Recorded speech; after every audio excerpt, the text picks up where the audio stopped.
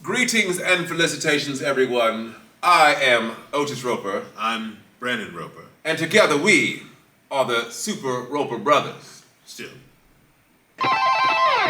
Once again, we're back at you with another movie review. Today we're reviewing something that's actually not in theaters. It's on a streaming service. Out only on Hulu? Only on Hulu. Streaming on Hulu right now. Only streaming on Hulu. And that's kind of a shame because this film deserved to be in a theater, I think.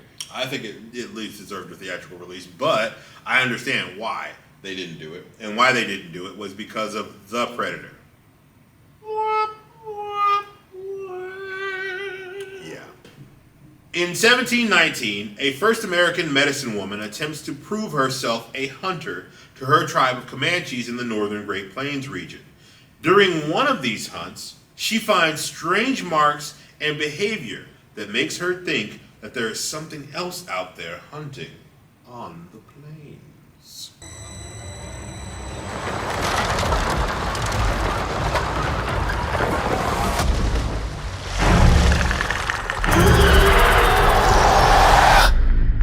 Yeah. So, what did you think about Prey? It is better than I thought it was going to be. It was a breath of fresh air. World building and cinematography, people take notes on this film. It is visually gorgeous. It was amazing the way that they took their time. Show me the village. Show me where you live. Show me your way of life. Show me the characters. Show me the struggles that you're having, the interpersonal relationships. I was completely taken out of my world. Suspension of disbelief in this world. It was just great. It was so refreshing. The protagonist, she's amazing. She was great. She's outstanding. This is how you make a strong female character. I fully agree with that statement entirely. Her name is Amber Midthunder. I thought she was perfect. Perfectly cast. Perfection. Perfectly well done. Yes. Everything about it, like you said, the world building. How about this? And this is what really struck me for the film. A movie about Native Americans.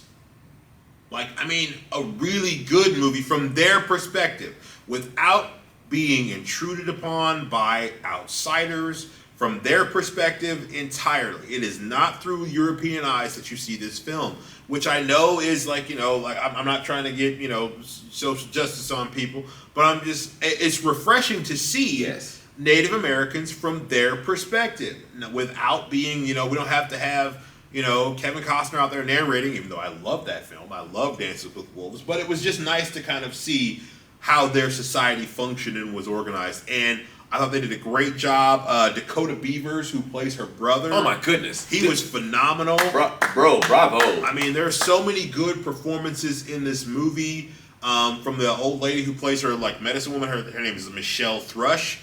I thought that they did such a good job with making this film. It was almost like The Predator was just there incidentally. Yes. And that's what I love about the way they built up the story. The Predator was just kind of there, but because it had to be, but it was more about the people, and then this sort of thing happened. And some of the stuff we'll get into that a little bit later, but I thought that what they did overall with the film was very interesting. I liked how they did it. This movie could have just been about a bear. It could have been just about a wolf. It could have been just about a mountain lion, and it still would have been just as good without even the Predator being there. That's how good the world building is. I like that, though it's called Prey and it is a Predator film, it is not dependent on any other of the Predator films that up to date. And just for the record, there are only two. Yeah. Predator 2. The only thing I didn't like about the movie Predators with Adrian Brody. The only thing I didn't like about that film was they keep trying to do this stupid caste idea within the Predator Society. Stop it.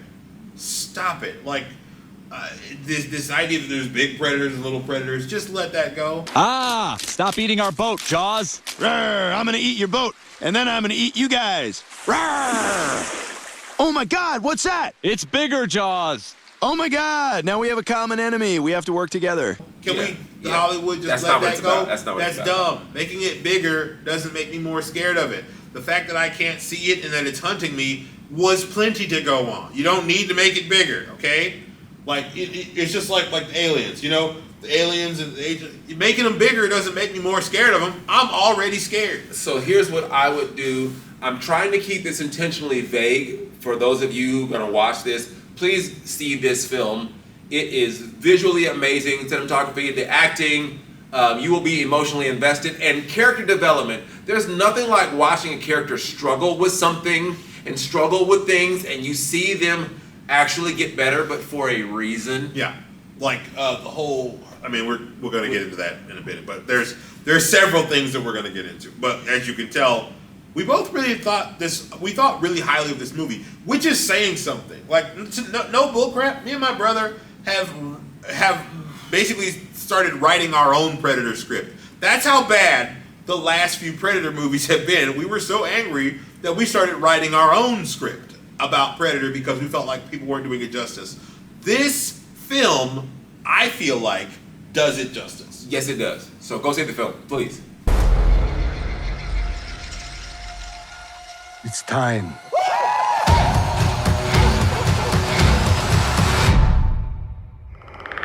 Here they come. Spoilers. This is spoilers. If you haven't seen the film, don't watch this. If you haven't seen the movie, this is the spoilers. Alright, so, getting into spoilers. First of all, you don't see the Predator, which I think is fantastic. You don't see the Predator until like an hour into the movie. Yes, it's okay. You don't have to show us the thing in the first beginning of it. Let the suspense and the tension build.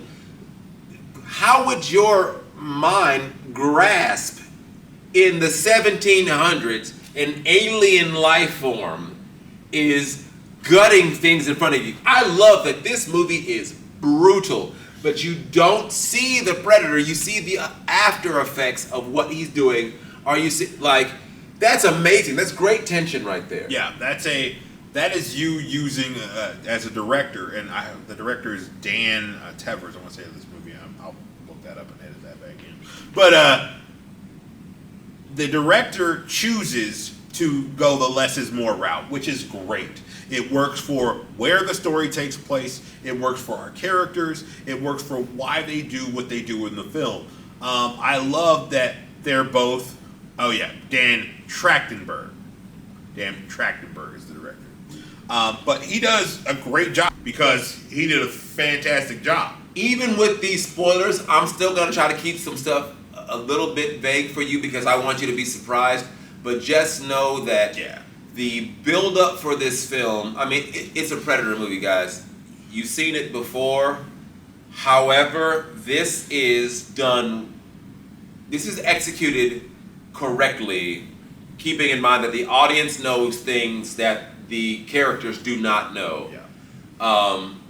The protagonist, she's amazing as a medicine woman, and they hammer that home that she's good at what she does, but she needs improvement in other parts of her life, and the other characters do not hesitate to let her know that, hey, what do you think you're doing here? This is not what we're for. Yeah. Go do some medicine. You do medicine, that's what you do. And I love that because one, people don't know, I teach history. I'm a history teacher. So when I watch movies that try to put our modern social values in times in like the 1700s, it drives me crazy. It drives me crazy because we don't have to pretend like sexism isn't real. Ask any woman you know. She will tell you that sexism is real. What? We don't have to act like racism didn't happen. It didn't happen. It very much did. And you can put that in your movie, and I'm fine with it. So when the characters are treating her like she's, oh, you're not as good as us, you can't do what we can do, you should be at home doing this, oh, what's she here? Is she here to cook? Like, one of them literally says that to her. There's something out there. I'm coming with you. You can't. I'm trying to protect you. Protect me from what? It's refreshing because, one, it doesn't stop her character. Be real, son. Her character keeps going. Be really real. And it sticks to a trope that I love in these sorts of movies. If everybody had listened to the smart woman, they'd probably still be alive. Ellen Ripley? That's how. Yeah. What? Ellen Ripley? That's kind of how that goes. Right here. We're clean. Let us in. What happened to Kane? Something has attached itself to him. We have to get him to the infirmary right away.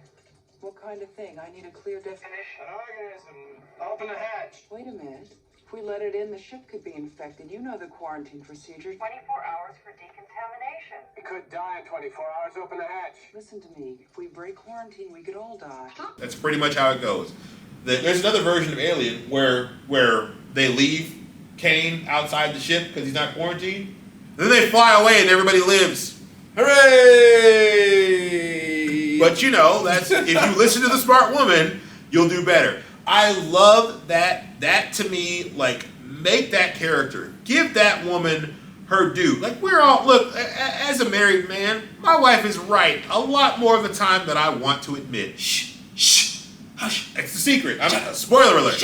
I'm saying it. It's the truth. It is what it is. She's right a lot more of the time than I want to be true. But hey, you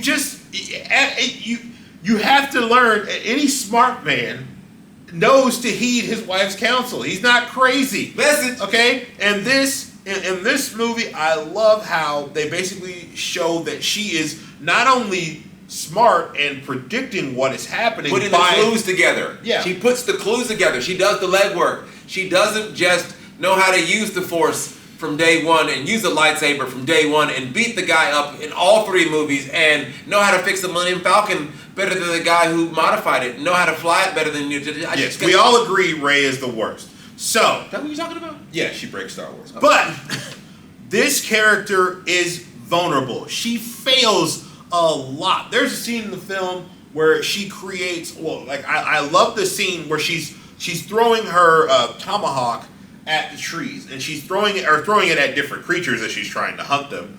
And she's throwing the tomahawk, she keeps missing or whatever, but then she has to go recover it. So she comes up with a solution to that. She uses her rope making and stuff, and she makes a rope that goes around the tomahawk so she can pull it back to herself. Wait a minute, you mean a character encounters a problem and deals with that problem in a creative, intellectual, problem-solving way? Yes. Isn't just gifted something from the old generation that came before? Yes. And what's really great about that is she didn't do that with any regard to what the Predator coming was. She didn't do it because she saw the Predator and was like, I'm going to learn how to throw these. No. She did it on her own because she was trying to solve a problem for her hunting. And that, I love the fact that the character did something that benefits her later that then comes to fruition later on in the film. That's good writing. I also like how she wasn't perfect. Everything that she does doesn't go according to plan.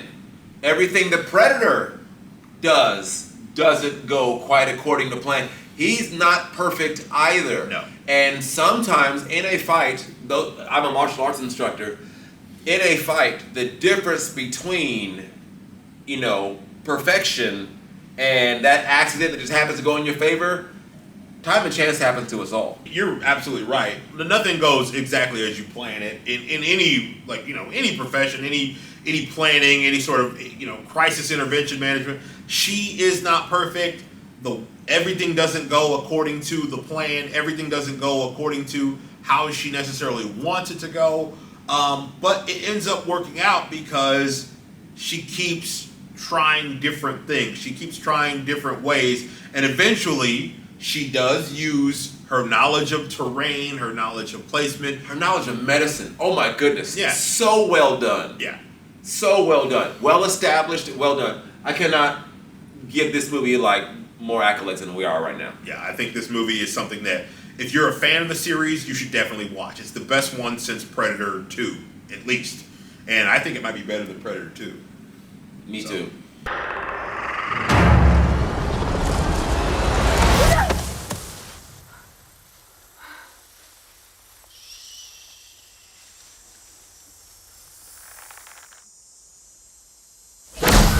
At the end of the film, when you think it's over, there are some Native American drawings that they use to continue the story through the mid-credit scenes. There are some important things that happen mid-credit that you need to pay attention to, especially if they decide to continue on this world building that they set up in a magnificent way. Please pay attention to that, because hopefully we're going to get more.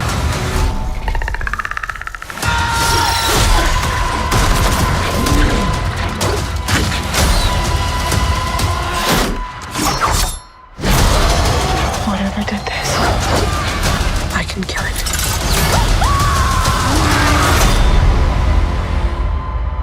We're going to give you a few of the quibbles we had with the movie. We did really like it, but there's a few quibbles because, you know, we have our... I'm going to even call these like the push the bridge of your glasses up on, you know. Actually, in the you comic, know, we didn't if you look at this, if you squint, you know, I get there's some things that we do have that we're quibbling about. The fact that it's not hot, Yes. which is a Predator established thing. It's an establishing that the predators like Earth when it's super hot. They never say anything, and there's no indication that the temperature is where it's supposed to be. I know we're geeks, Like I said, it's just that's but just it's a nerdy. quibble. If we have to nitpick, Yeah. that's the nitpick. The other nitpick is the predator's face when it's revealed. Guys, the formula was fine. Yeah. You don't have to change the predator's face. I know you try to do something creative and do something out there that nobody's ever seen before, but it's all right. You don't have to do that. You could just show us the same predator from Arnold Schwarzenegger's film. I would have been just as fine with it. Kevin Peter Hall, Stan Winston Creature Shop Predator was fine. There's no need to start messing around with their mandibles and their face. But again, these are minor quibbles. Nitpicks. And everything else about this film, like from the downgraded tech of the Predator, because it's 200 years in the past. Like, we didn't have the same weapons 200 years ago, obviously, that we do now. I mean, it's But the 300 physicality of the predator is demonstrated and shown. There's a reason why you should be afraid of him, and they show it in this film. And so, once again, little nitpicks, we love it. Yeah. What would you give the film as far as a rating is concerned? I'm going to give it 5. I'm going to give it 5 Comanche Tomahawks. 5 Comanche Tomahawks. This film is great, guys. Like, It's really worth watching. I was expecting a lot less, and they over-delivered. This should have been released in the theater. If you have Hulu, please watch it. Honestly, I feel like it probably was going to be. Like, I need to check the filming and see when it was made and stuff like that. But I don't think they picked that year 17, 19 out of nowhere. I think this might have been filmed a few years ago and then got studio buried by a bunch of the other Predator. mess or, you know, stuff. Yeah, The Predator. yeah, because that movie was It's all your fault. You're wrong for a that. cinematic You're wrong for catastrophe. It was filmed with a camera, so technically it's a movie, but it was trash. that. All right. So, if you haven't done it already, please be sure to like, share, and subscribe. We love having you guys in. Make a comment. Tell us what you liked or didn't like. Tell us if you agree. It's on a streaming service, so you can watch this right now Yes. if you already have Hulu. We really appreciate. I know you hear all YouTubers and all content creators talking about like, share, and subscribe.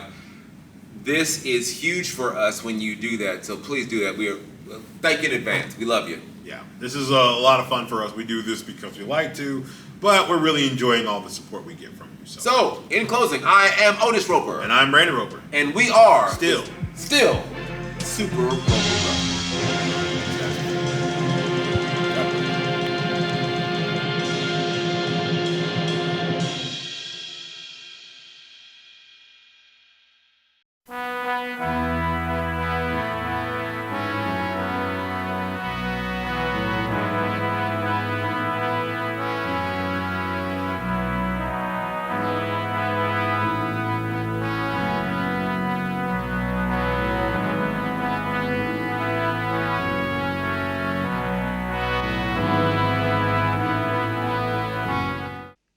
Kane, who went into that ship, said he saw thousands of eggs there. Thousands. Thank you. That will be all. Damn it, that's not all. Because if one of those things gets down here, then that will be all. Then all this bullshit that you think is so important, you can just kiss all that goodbye.